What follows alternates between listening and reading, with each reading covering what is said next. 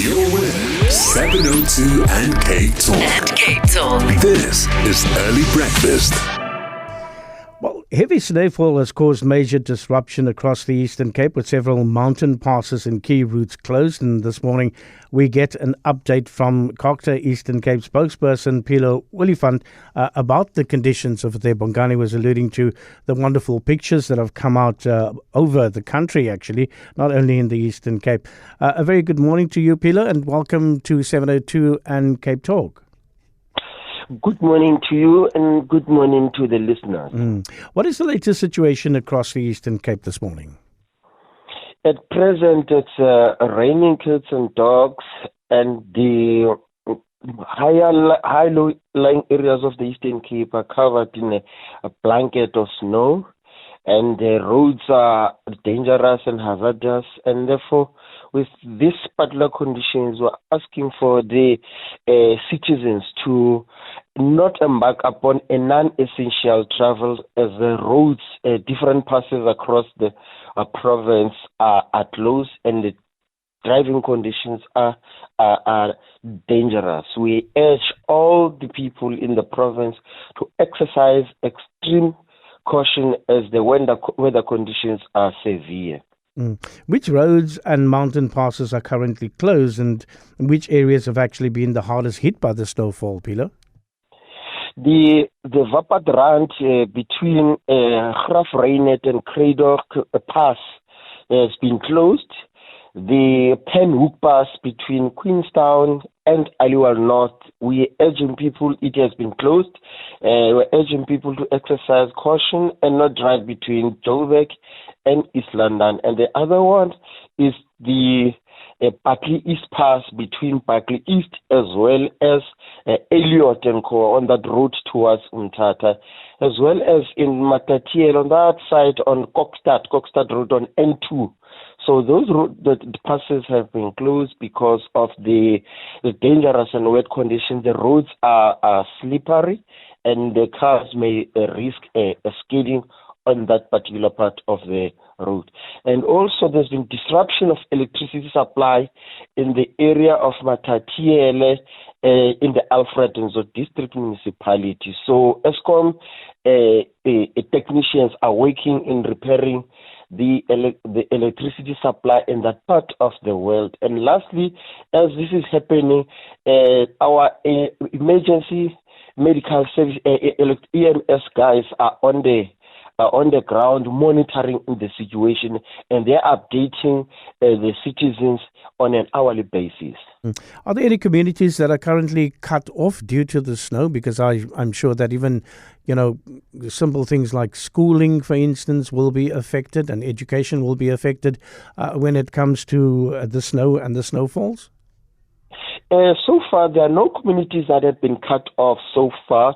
However, because of the extreme bone-crushing cold that has hit the province, the schools will be suspended for the past two days. That is today and tomorrow, because we are monitoring the situation. So we urge all communities not to go to school today, as the Department of Education, in collaboration with us, CoGTA, are working and monitoring the ground as we speak. So the schools will be suspended for today and tomorrow.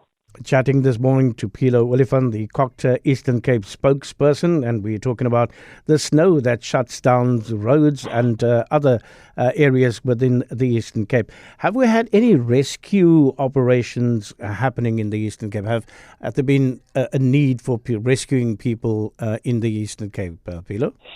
Yes, indeed. There are travelers who do not want to listen. We told people not to drive from Umtata via Barkley Pass to Aliwal North and Joburg in that way. Two people who were traveling there who forced their way to pass through the road closures. They regretted later on when they realized that the car they were traveling in was covered in almost snow. We had to rescue those two cars, and we warned them that do not drive through when we tell you that, no, the roads are unpassable. However, fortunately, grace to the Lord, there have not been any fatalities reported thus far.